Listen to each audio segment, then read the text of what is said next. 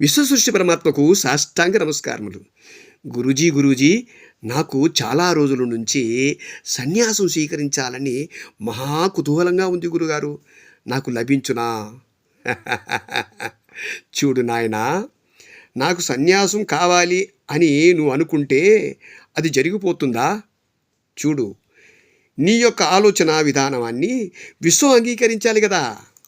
ఎందుకంటే నువ్వు సంసార సాగరంలో ఈదుతూనే ఉన్నావు, నువ్వు గట్టి ప్రయత్నం చేస్తూనే ఉన్నావు, మంచిదే.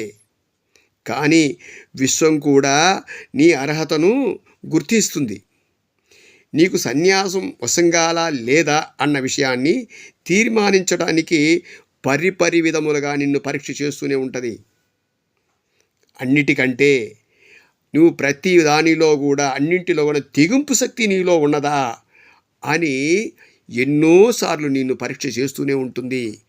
ఆ పరీక్షలో నువ్వు నెగ్గితే తప్పకుండా నీకు సన్యాసం లభించగలదు మిత్రమా. సర్వే జనా సుఖినో భవంతు.